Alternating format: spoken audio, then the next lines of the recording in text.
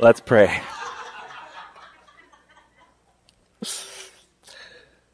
Father, thank you for this day. Thank you for this morning. Thank you for the cooler weather. I pray that you would bless this time that we have to spend together. In your name we pray. Amen. Buenos días. Dios les bendiga.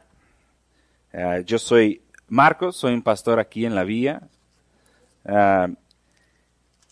Si pueden abrir sus Biblias al libro de Hebreos, capítulo 4, versículo 14, vamos a leer de la Biblia. Amén. Amén. Por lo tanto, ya que en Jesús, el Hijo de Dios, tenemos un gran sumo sacerdote. ¿No?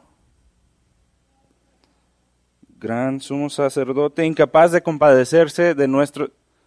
Nadie me entiende. ¿Un poco?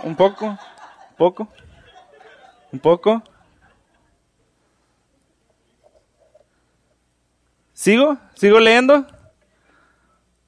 ¿No? 9.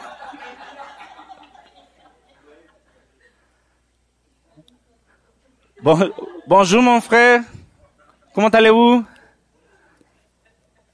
Okay, I'm done. Today, welcome to the village. Today we're talking about accessibility. And I just thought it would be fun to make it super inaccessible to 95% of you. We're going to read from Hebrews 4, 14 through 16.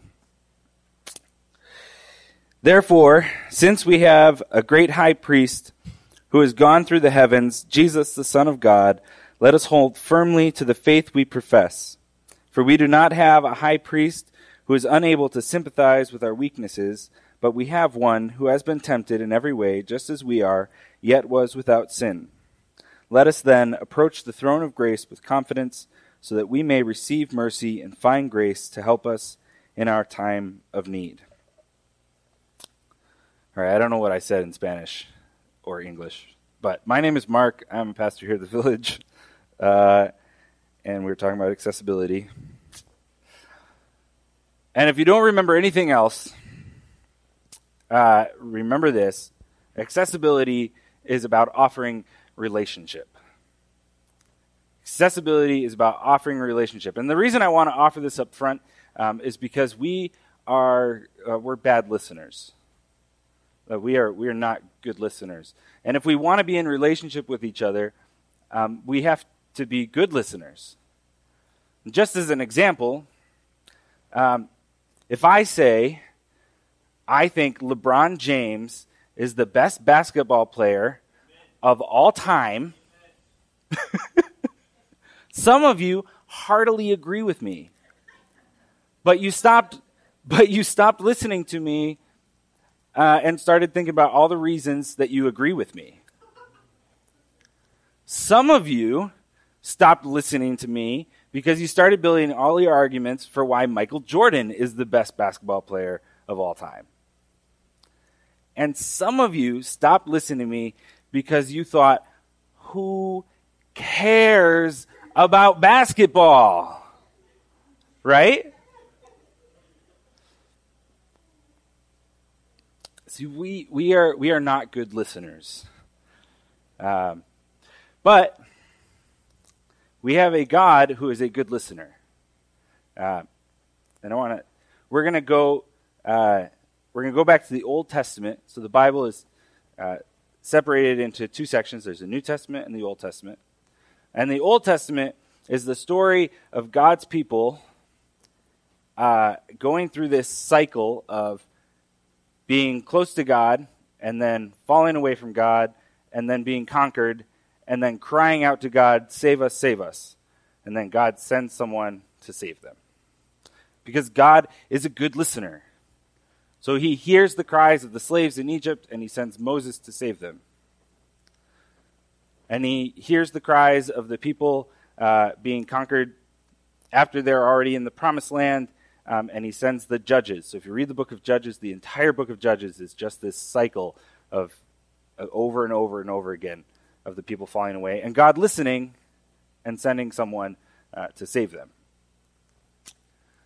But God is a better listener than that, because he realizes and he realizes from the very beginning, he knows this from the very beginning, that the people will never be completely saved.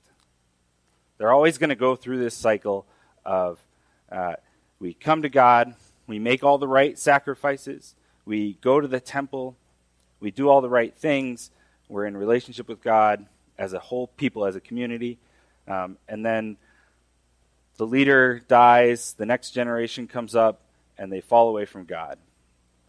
And he knows that this cycle is going to continue. And so, towards the end of the Old Testament, are all these prophecies about the coming of a Messiah, the coming of someone who would save them permanently. See, God listens to the cry of the people, and he figures out a way to solve this problem permanently. And he sends Jesus. And so the New Testament is the story of Jesus, and the story of how Jesus comes and he experiences life. He has friends. He has friends who die. He experiences the brokenness and the sin of the people. He experiences temptation. He experiences the joy of celebration and having fun and traveling around. He then experiences the pain and the intense pain and suffering of the cross.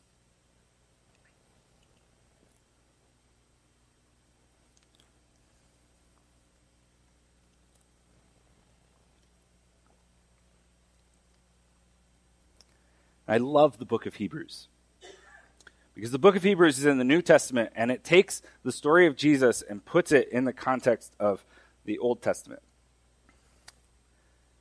And so the writer says, "Therefore, since we have a great high priest who has gone through the heavens, Jesus, the Son of God, let us hold firmly to the faith we profess."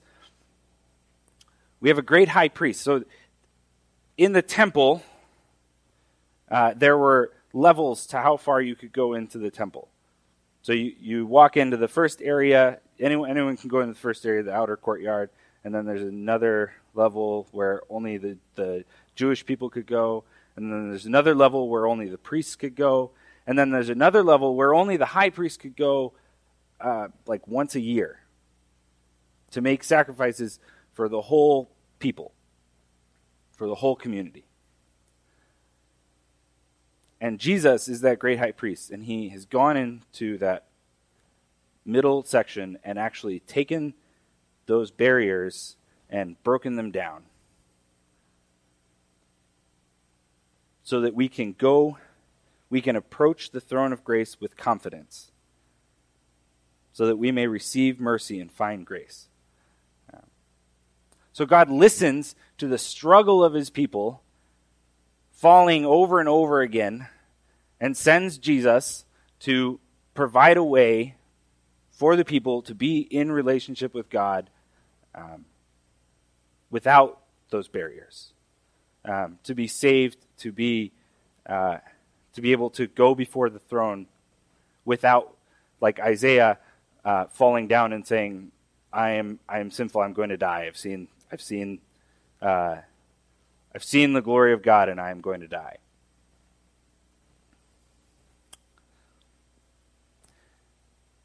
So, we're in this series on on our values. As we've gone to 2 services, we thought it would be good to talk about all the things that make us who we are as a community. And we talked about the gospel and story, identity, and kingdom, and the ways that the gospel plays out in our lives. And then we talked about our values. We've done truth, the disciplines, creativity, community, and last week we did authenticity. This week we're doing accessibility. And if you go back and listen, there's a theme that runs through all of them, and not planned, not an intentional theme, but a very good theme, which is that we are called to imitate Christ. So if we are called to imitate Christ, then we need to be accessible as he was. And if you want a really good picture of that, you can go back and listen to Andrea's sermon on accessibility from 2014, because it's just story after story of how Jesus was accessible to everyone. We are called to be accessible, and the first step to that is being good listeners. And we are bad listeners, as we've already demonstrated. So there are 3 ways where we are not good listeners.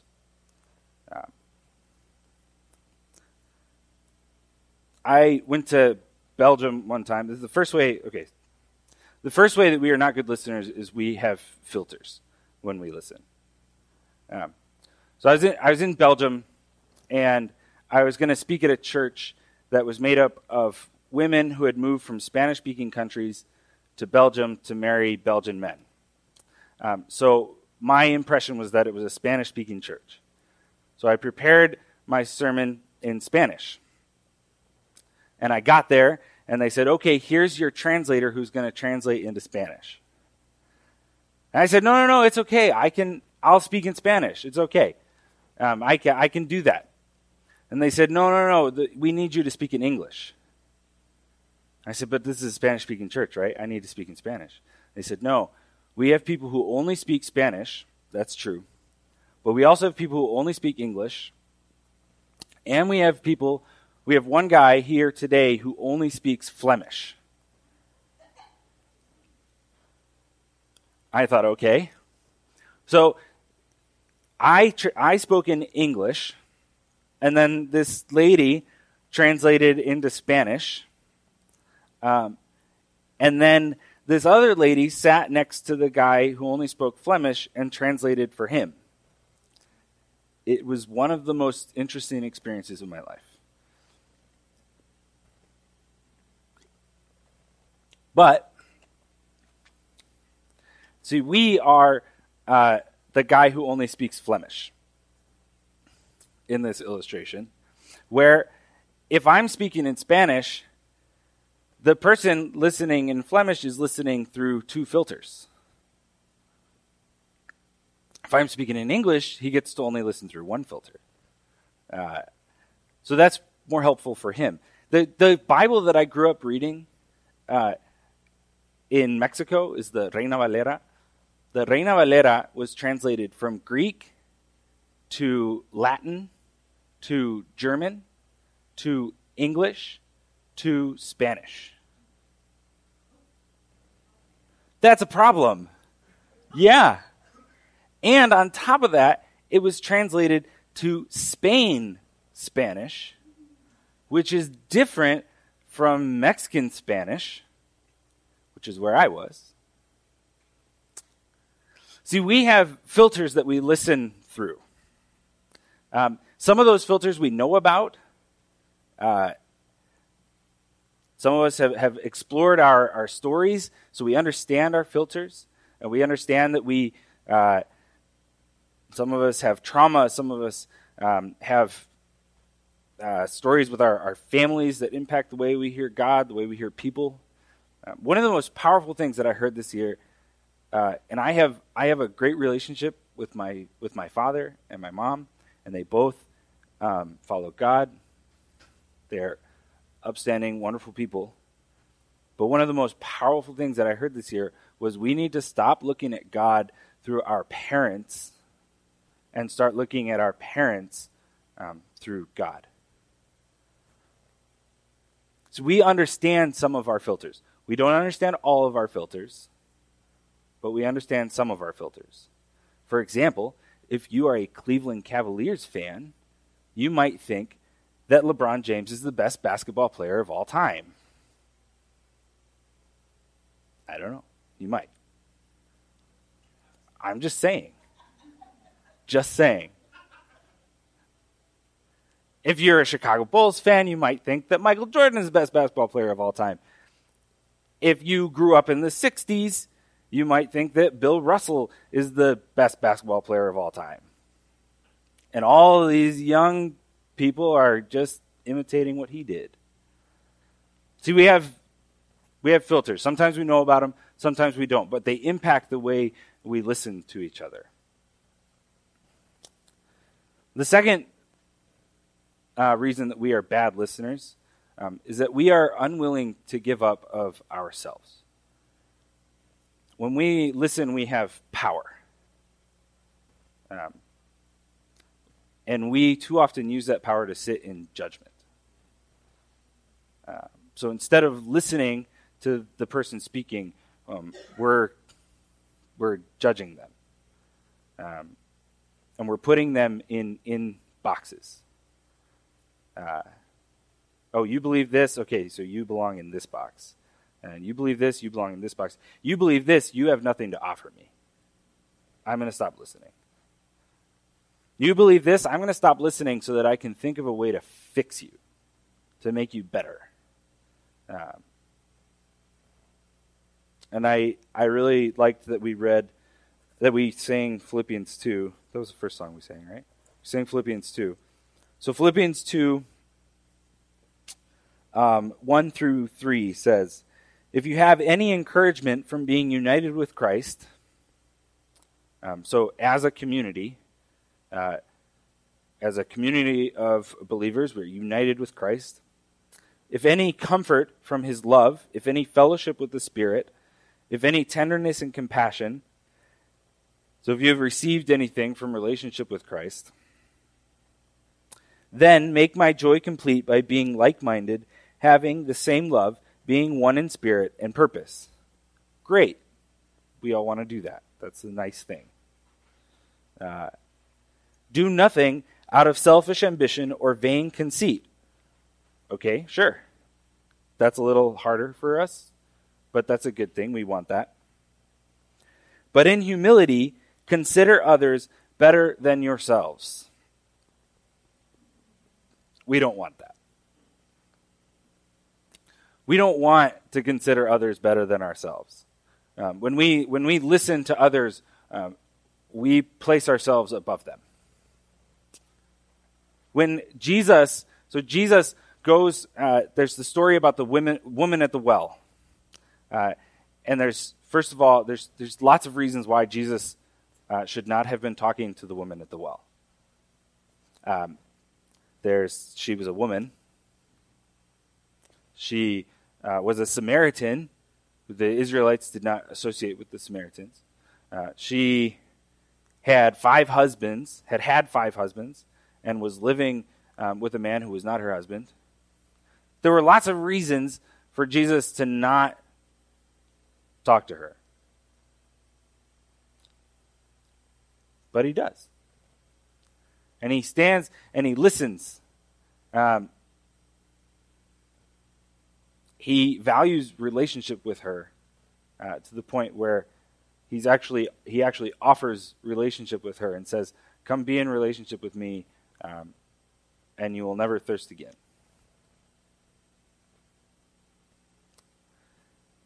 I mean, this is, when we listen to each other, we hold on to ourselves, and we hold ourselves above the other person.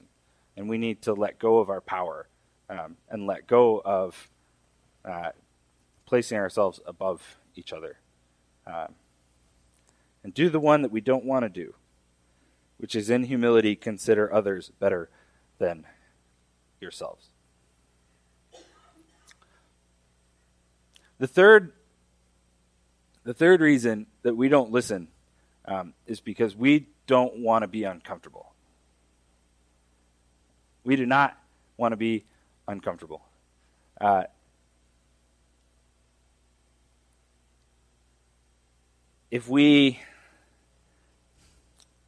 I was talking about earlier about the boxes that we put people into. Some of those boxes really make us uncomfortable. So if we are told by our culture that you have to believe one thing or the other. You have to believe X or you have to believe Y. You have to be Democrat or you have to be Republican. And if you're independent, I'm going to talk to you a little bit more about what you believe and then say, oh, okay, so you're not independent, you're actually Republican. Or you're not independent, you're actually Democrat. And if you're Green Party, that just means you're this kind of Democrat. You're either a Republican or and it makes us uncomfortable. It makes it uncomfortable for me to have a conversation with X person.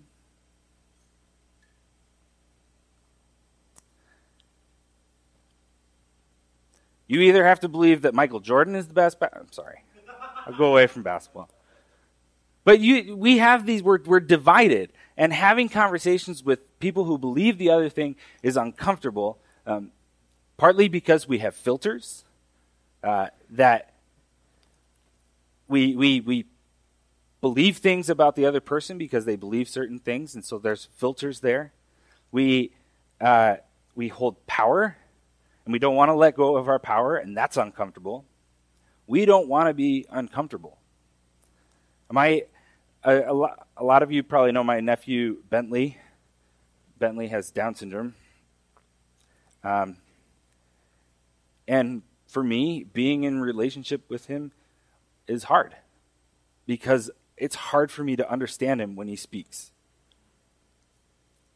And when I can't understand him, he gets frustrated, and I get frustrated because I can't understand him. And he gets more frustrated than I am, obviously, because he's the one not being understood. But pushing into relationship with him is being willing to be uncomfortable in that frustration, being willing to be uncomfortable in not understanding him, and continuing to pursue relationship with him because he has really beautiful things to offer. I worked with a man for a while. I don't work with him anymore, but I sinned against him. I told people, I spoke out loud, I told people that man represents the worst of American Christianity.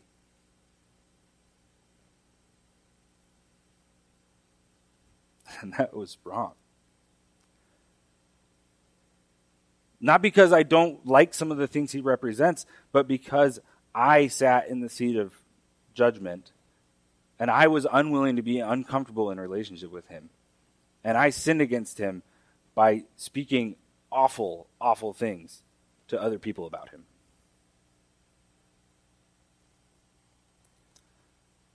I don't know what I would do if he walked in the door.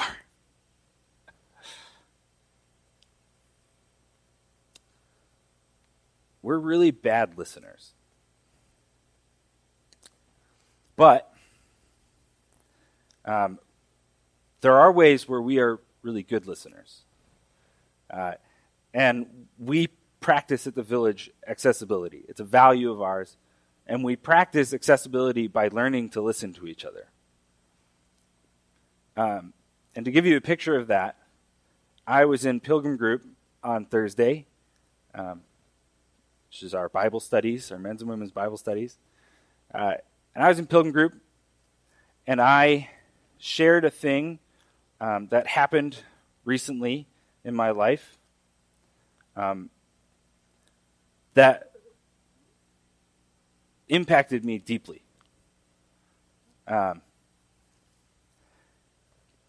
what I wanted to talk about in Pilgrim Group was all the ways that this thing that happened was going to impact my life in these really hypothetical ways.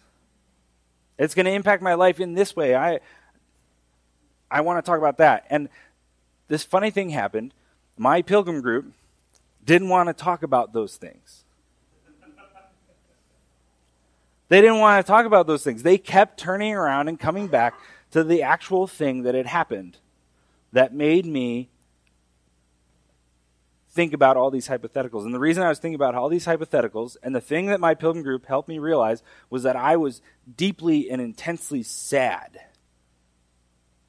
about this event, about this thing that had happened. My Pilgrim Group listened, not to the stuff that I wanted to talk about around it, but they listened to the actual thing that had happened. They saw me, and they allowed me space to step into my sadness and to step into relationship with God and to offer him my sadness.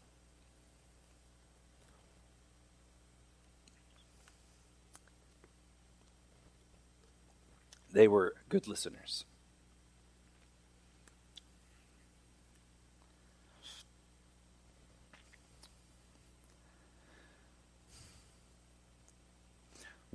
Accessibility is about relationship.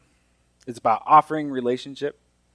It's about offering relationship to people we would not normally be in relationship with. And the way that we do that, the first step that God took, and what we are called to as imitators of Christ, is to be good listeners. We need to push through and to understand our filters. We need to let go of the power that we hold, and we need to let go of the ways that we hold ourselves above other people. And we need to be willing to be uncomfortable in relationship, in our conversations, because that is the way to accessibility, and that is the way to relationship, and that is the way to offering Jesus in relationship, and to taking away the barriers that Jesus already took away, to stepping into the throne of grace with confidence. So, I don't know what time it is. So we have some time. If you guys want to offer some comments or questions or whatever. So I think I have a two-part question. Do you think that we all are capable of being good listeners? I think some people are gifted listeners. But I think we all, I think we all are capable of being good listeners. And that we have a lot of us, and partly because of our stories, partly because of how we grew up or whatever, we need to practice more being good listeners. Yeah. So for those of us who are coming to grips with being good listeners or identifying that way, do you know like maybe what could be some tangible steps to pursuing good listenership? I think it's actually it's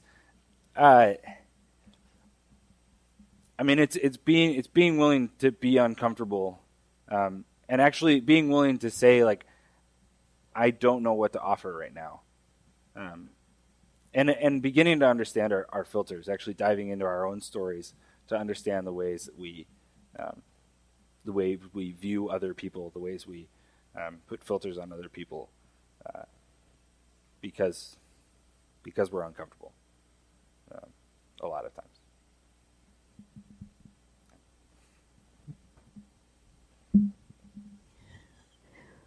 One of the things that strikes me about the way that God and Jesus listen to us is that it's not about necessarily, kind of like your pilgrim group listening to you wasn't necessarily about what you thought you wanted. It was about what was happening in your heart. And when we set down our filters, I think it allows us to listen to people and what they're longing for as opposed to what they think is the important thing. And that's like a key part of imitating Christ and being able to actually be accessible. Yeah.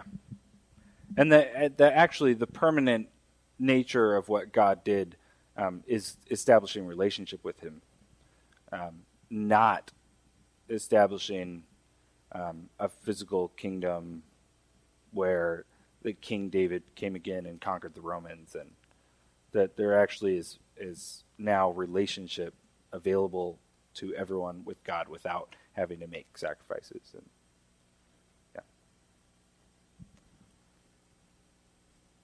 David. I was just curious if that moment you were talking about in the Pilgrim group was when LeBron went to the Lakers. No, okay. It wasn't. No. I was just taking a stab in the dark there. No, it was when the Pistons traded for Blake Griffin. Oh. So I really am glad that you talked about how difficult it is to think of others as better than yourselves. Do you think, kind of talking about I think that has a lot to do with the becoming a better listener, but my tendency is to always go into, okay, well, I got to just think of myself lower. Can you talk a little bit more about what that looks like? Thinking of others as better than yourselves is not a self-deprecating thing. It's not actually beating up on yourself, and there is an acknowledgement that we're all sinners, that I do have sinned, but it's actually about offering other people space to speak and to have things to offer. Like it would be really easy for me to say, well, I'm just going to give Bentley some Legos, or I'm just going to give him my phone and let him play on my phone. But actually being in relationship with him is actually allowing him space to speak, and me working on being able to understand him because he has good things to offer. It's not about a self-deprecating. It's not about beating ourselves up. It's actually about acknowledging that the other person has really good things to offer because they are made in the image of God.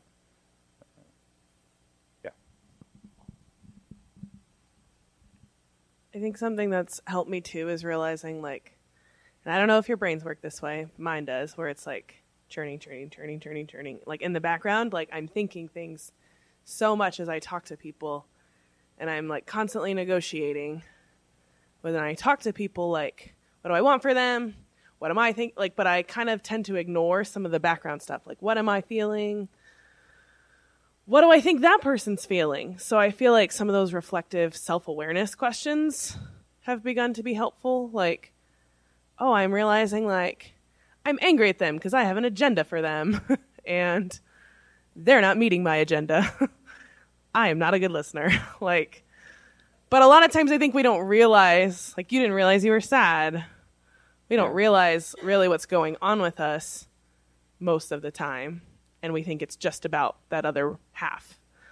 So I feel like self-awareness and like asking God, like not being like, I'm going to be a self-aware person now, but like asking God to show us and teach us and transform us into people who are aware of where we're at, but also aware of our impact on other people and how my strategies and my agendas and stuff can get in the way of me being accessible to someone else in the gospel.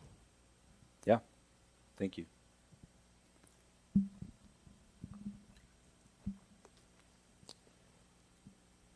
They both raise their hand.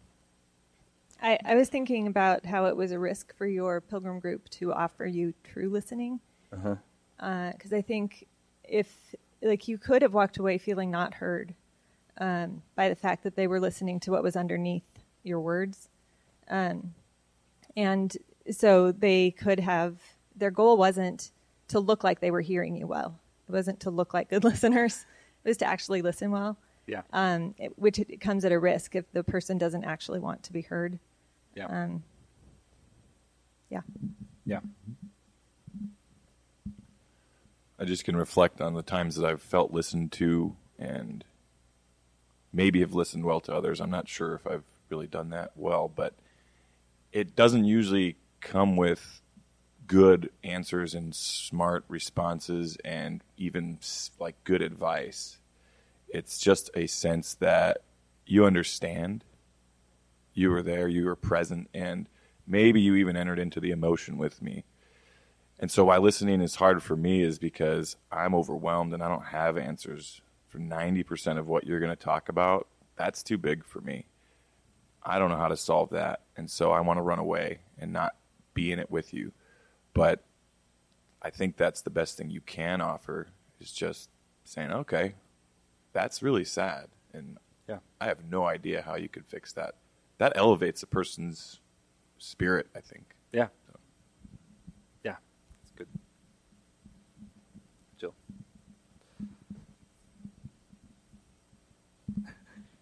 I'm. Can you hear me? Yes. I'm hearing that that listening is very active. It's not passive, even though I'm not doing anything. It's like what I'm doing in the active part. Does that make sense? Yeah. Actually, like the what we are doing is often pushing away ourselves. Yeah, and my yeah. thoughts and focusing on you, Yeah. and it's very active. It's exhausting almost if you really listen. Yeah. But because we always think listening is the one who's not doing anything, it's passive. But it's probably the more active of the two. Yeah. Anyways. Yeah. I listen to podcasts while I work, and then they're talking about something, and I go, oh, wait, how'd they get on this topic? And I have to go back like 5 minutes because I'm not actually listening. I'm doing other things. Question of clarification. Thinking of others better than myself, it's when I realize that we're all made in God's image, that I actually esteem others more because they're equal to me and that I'm equal to them. But when I see you as better than me, I go, well, then I don't want to go close to you. So theologically, I don't know what's going on or what the translation is. Is that a compensatory? We're all equal, but I'm thinking of you as actually better than me, or?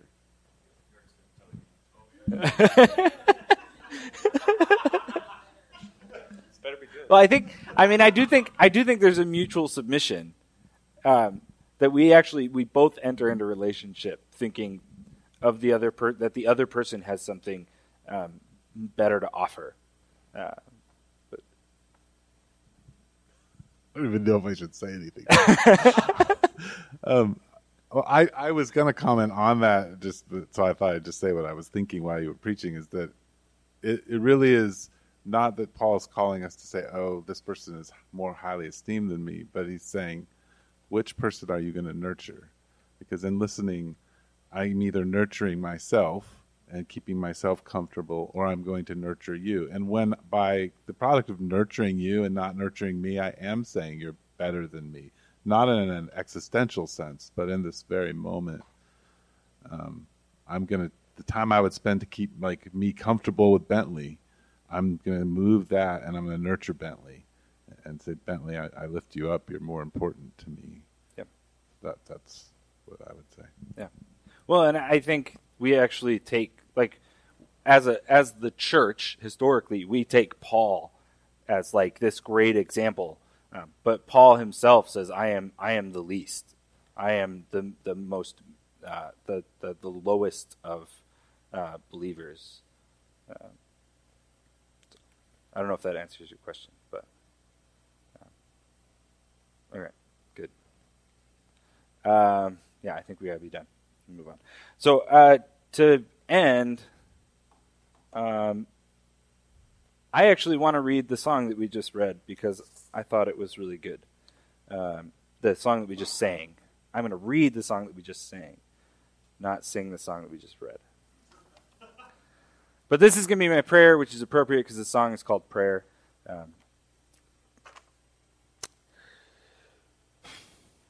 From the blindness of my eyes, from the formulas and thoughts that chained my mind, from the arrogance of pride, from the faithlessness and fear that drain me dry, from the cruelty of my tongue, from the appetites that leave my life undone, from indifference of the heart, from my selfishness that tears all trust apart, save my soul.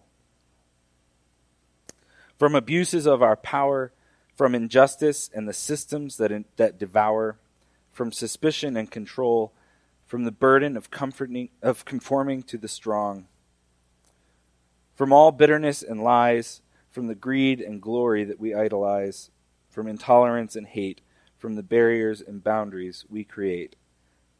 Save our souls. Father, may this be our prayer this week as we strive to be good listeners and to offer a relationship that is accessible to, that provides access to you. and who you are.